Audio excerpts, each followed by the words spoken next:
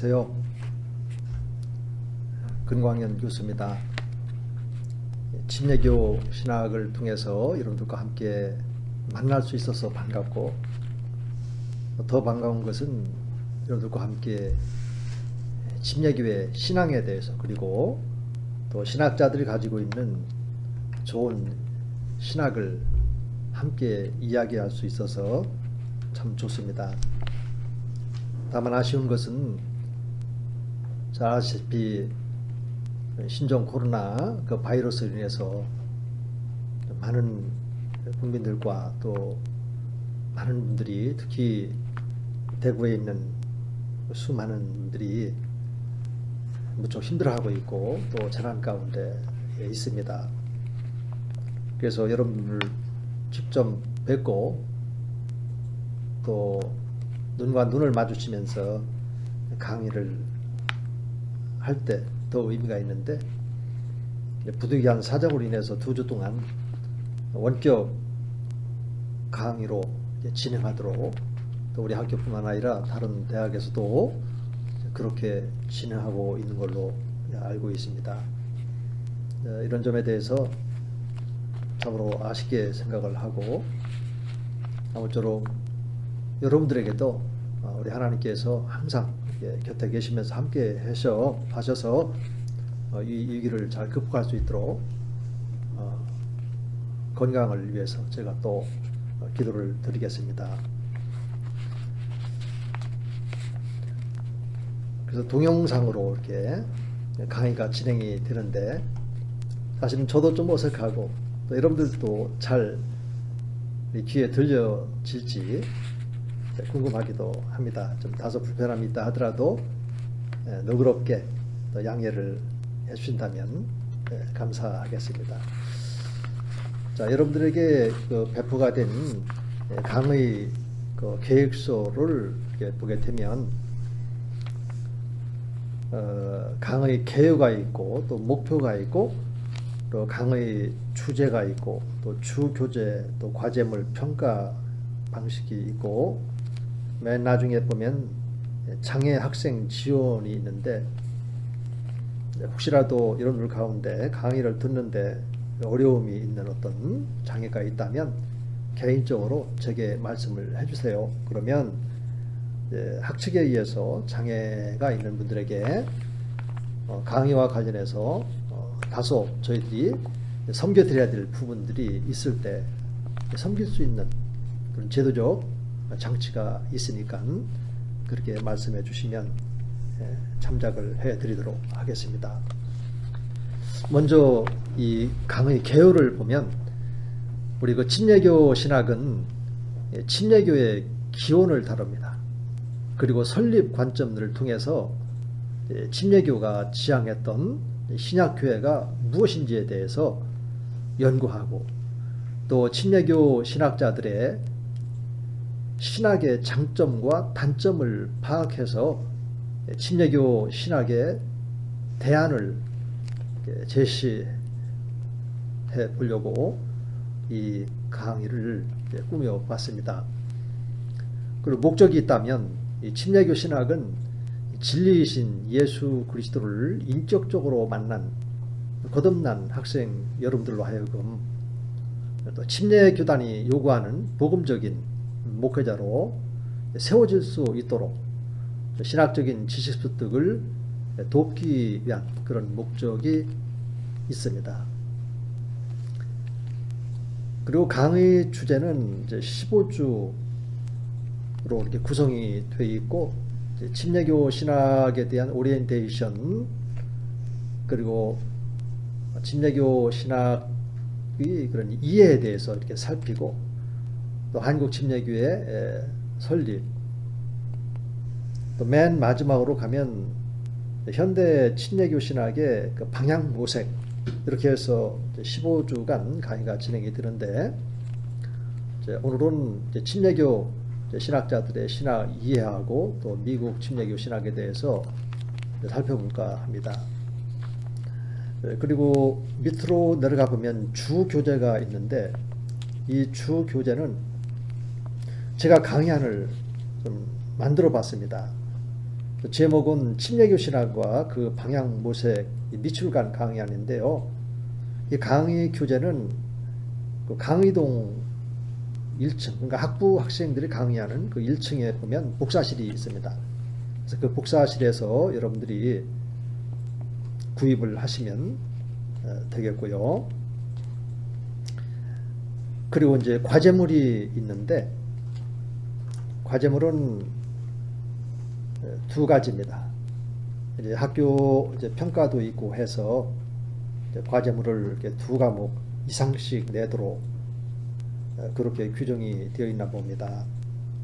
그래서 저도 이렇게 두 과목을 여러분들에게 과제로 이렇게 드렸는데, 어렵지 않게 또 과제물을 작성할 수 있도록 첫 번째 과제는 좀 분량도 적습니다. 여러분들 제가 만든 강의안 6번에 보면 이와이 멀린스라는 분이 나오는데, 우리 침례교 신학자들 가운데 가장 형력한 그런 공력이 있는 분이거든요. 미 남침례교단의 신학적 정체성을 세워놓은 아주 귀한 분이기 때문에요. 멀린스 이 부분을 읽고 여러분들이 산매로 요약하는 겁니다. 제출 기한은 4월 14일까지고요. 그 다음에 이제 두 번째로는 헤셜 호흡스 앤 이와이 멀린스 공저죠. 기독교 신앙의 6대 공리라고 하는 책입니다. 우리 학교 서점에 가면 판매를 하는데, 이 책을 읽고 A4 용지 열매로 요약을 해서 요약을 하고 이제 느낀 소감을 적어서 이렇게 제출하면 되겠습니다. 제출 기한은 6월 9일까지로 정했습니다. 그리고 이제 평가는 출석 30점, 결석 1회에 마이너스 3점이고, 또 지각 1회에 마이너스 1점이 감해지겠습니다. 과제물 10점, 그리고 시험 60점, 그래서 총 평점으로 해서 성적을 평가를 할 것이고요. 그리고 지금은 이렇게 동영상으로 원격 강의가 진행이 되기 때문에 여러분들 출석 체킹을 해야 되는데, 제가 이렇게 할 수 직접적으로 이제 못하기 때문에 여러분들에게 그냥 간단한 소감문을 과제물처럼 이제 제시를 하게 되어 있습니다. 그래서 이 강의를 들으시고 1주차하고 또 2주차 이 소감문을 두 편 제게 제출해 주면 됩니다.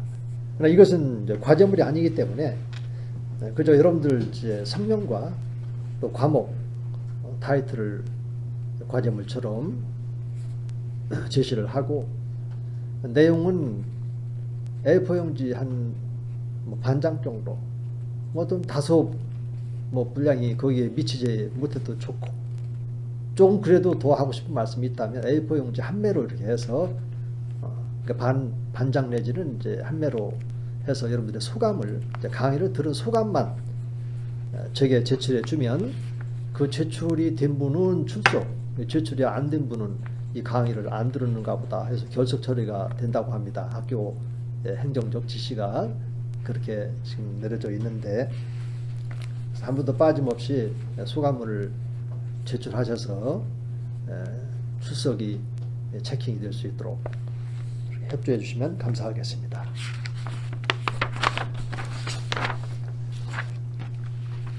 자, 오늘은 여러분들과 함께 강의할 내용은 신학에 대한 침례교 신학자들의 이해를 먼저 이렇게 살펴보도록 하겠습니다.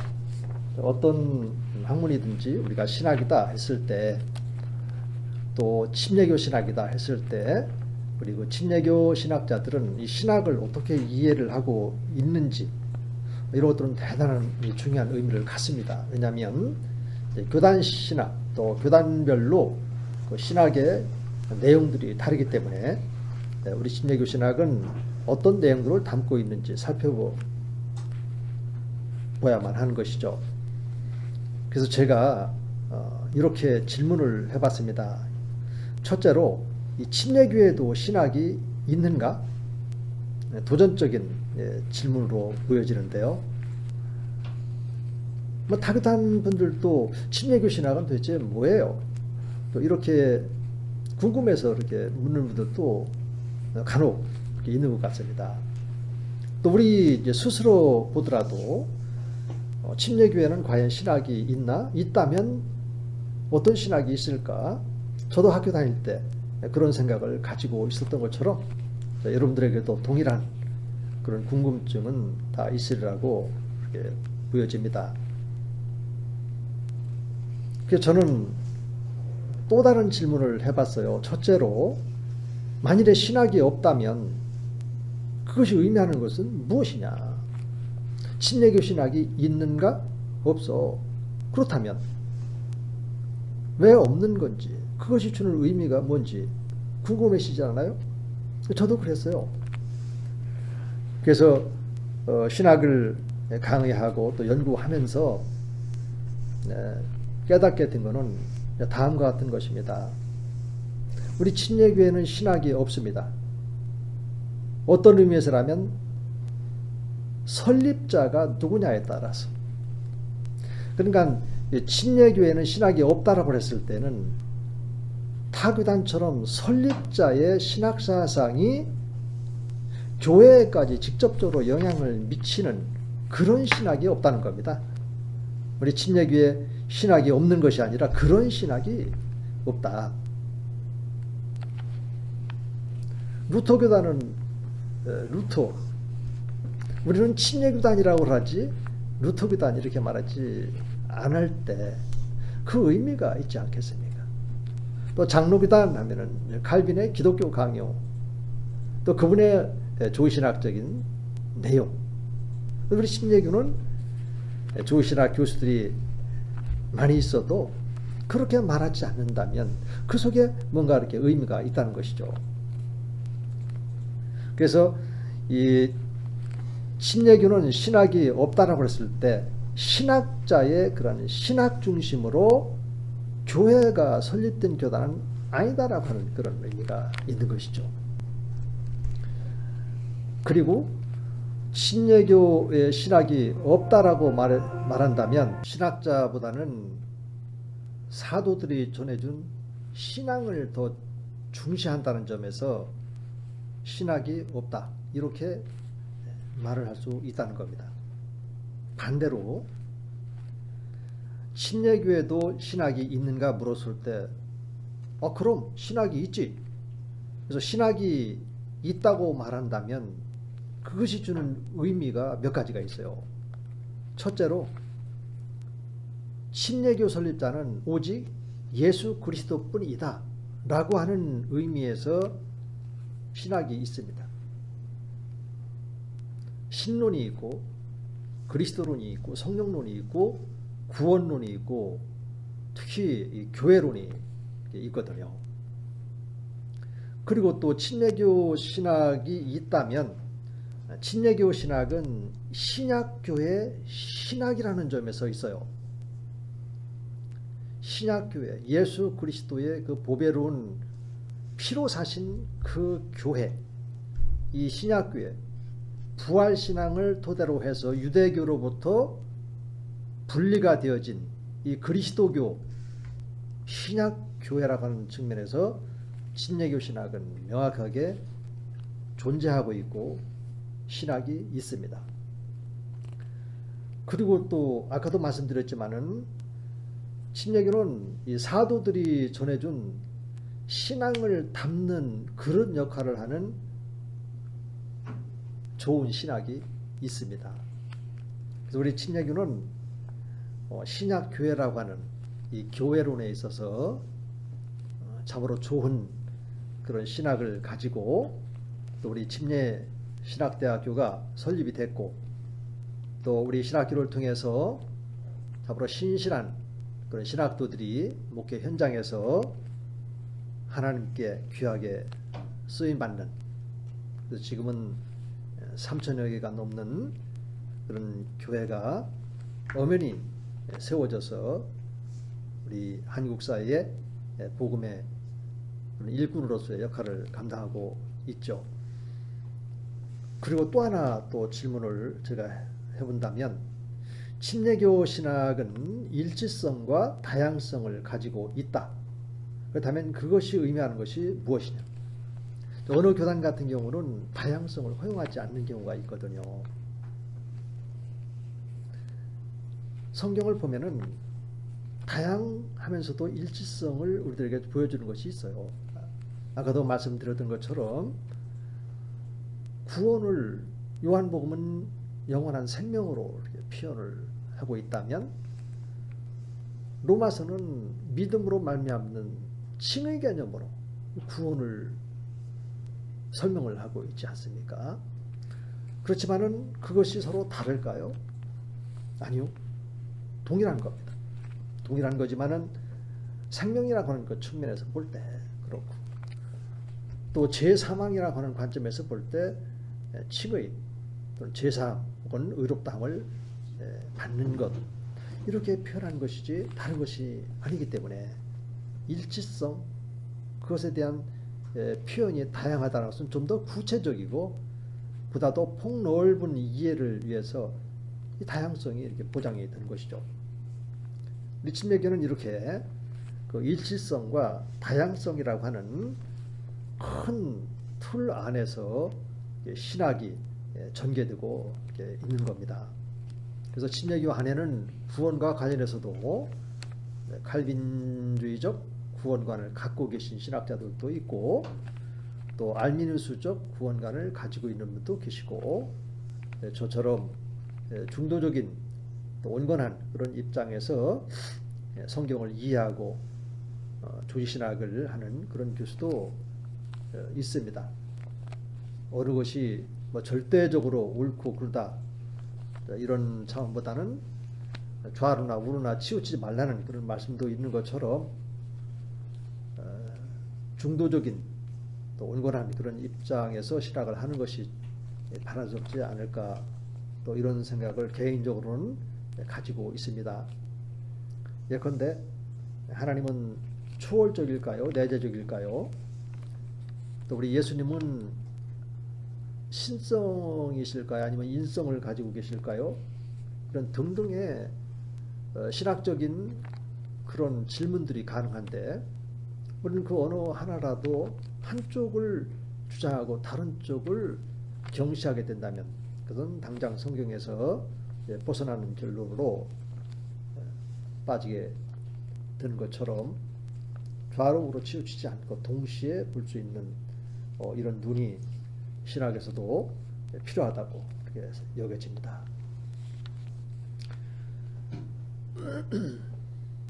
그리고 이제 두 번째로 침례교 신학자들이 이해하고 있는 그 신학이 과연 무엇일까에 대해서 살펴보겠습니다.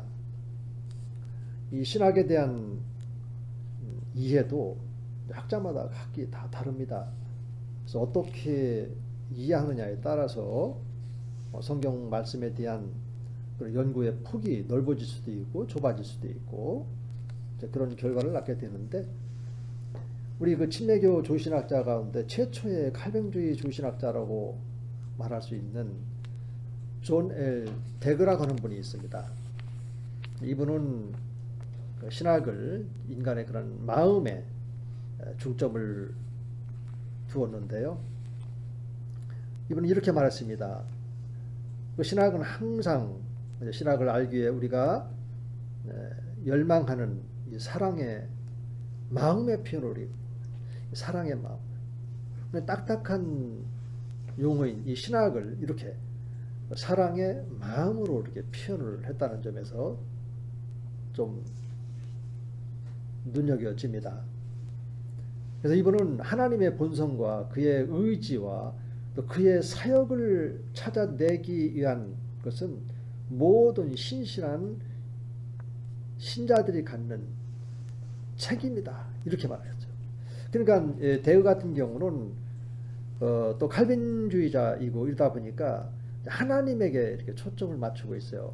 근데 다만 딱딱하지 않은 그런 신론을 전개하는 어떤 면이 있다면, 바로 그런 하나님의 본성을 이해하는데 이거를 마음의 문제로, 마음에서 하나님의 의지라든지 그분의 사역을 마음에 담아가는 이런 방식으로 지금 접근하고 있다는 점에서 다소 딱딱한 또 경직되어 있는 이런 신관에서 벗어나려고 하는 그런 노력이 엿보여집니다. 그리고 또 대근은 우리가 진리탐구라고 하는 것은 사색의 대상을 선반위에서가 아니라 마음을 이렇게 신성하게 하는 힘이 느껴지는 그곳, 바로 이제 마음속 깊은 곳에 놓아야 한다 이런 말을 하고 있거든요. 그래서 보면은 뭔가 이렇게 신학을 인간의 사색이라고 하는 공허한 또 선반 그 위치에 딱 올려놓는다. 우리들은 지금 방 바닥에 지금 앉아 있으면서 그러면 선반 위에 있는 신학 사상이라고 하는 것은 큰 의미가 없다. 이제 이런 얘기가 되겠죠. 그래서 대근은 항상 진리 탐구라고 하는 것은 우리들의 그런 마음 안에서 느껴지고 또 우리 마음 깊은 곳에까지 들어와 있는 이런 진리, 이런 신학이 진정한 신학이 아니겠느냐. 이런 얘기를 지금 하고 있는 것입니다. 개인적으로 이런 표현에 대해서는 상당히 긍정적으로 저는 평가를 하고 있습니다. 왜냐하면 신앙은 체험의 문제가 있기 때문에 그렇습니다. 그리고 우리의 언어부터 해서 손과 발 또 삶이라고 하는 것은 마음에 없는 말을 할 수가 없는 거거든요. 그건 주님의 말씀이에요. 우리 마음속에 있는 것들을 다 이렇게 말을 하게 되어 있고 또 인간의 몸이라고 것은 이제 마음이 있는 마음에 끌려서 이렇게 가는 것이기 때문에 이런 표현들은 잘 우리가 귀담아 듣고 또 우리들의 그런 딱딱한 그 신학과 작업을 좀 더 따뜻하고 좀 부드럽게 만들어가는 데에 유익하게 활용할 수 있겠다 싶습니다. 그리고 이제 두 번째로는 침례교 안에서 최초의 신학교를 설립한 이 칼뱅주의자 제임스 보이스라고 하는 학장, 지금은 이제 총장으로 이렇게 우리가 호칭합니다만은 이분은 과학에 좀 이렇게 초점을 두는 경향이 있어요. 그래서 이분은 이렇게 신학을 규정합니다. 신학이라는 어휘는 문자적으로는 하나님에 관한 강화 혹은 이야기이지만 유비적으로는 하나님을 취급하는 과학이다. 이렇게 정의를 했거든요. 그래서 이 후임자들인 E.Y. 멀리스라든지 W.T. 카너 이런 분들이 선임자인 J.P. 보이스의 그 신학적인 내용을 이렇게 평가할 때 상당히 좀 부정적인 평가를 많이 내립니다. 이게 부정적인 평가는 뭐냐면 보이스는 무슨 신학적인 이야기를 할 때 항상 좀 구체적이지 않다, 추상적이다, 철학적이다 이런 비판을 하면서 그렇게 해서는 안 되고 특히 이제 구원론 쪽으로 가게 되면 이 구원은 실제적이고 구체적이고 하나님과 나 사이의 인격적인 관계 속에서 또 이 체험적이어야 되고 그러면 하나님인 절대자인 하나님과 유한자인 나가 지금 인격적인 그런 그 관계 속에서 구원이 지금 이루어지고 있는데 이것이 밋밋한 추상적인 어떤 전제적인 이런 차원에 머물러 있으면 되겠나. 이 선반 위에 올려놓고 그냥 그걸 바라보면서 우리가 생각하고 말하고 이런 수준에서 구원이 이루어진다 그렇게 말하면 되겠는가.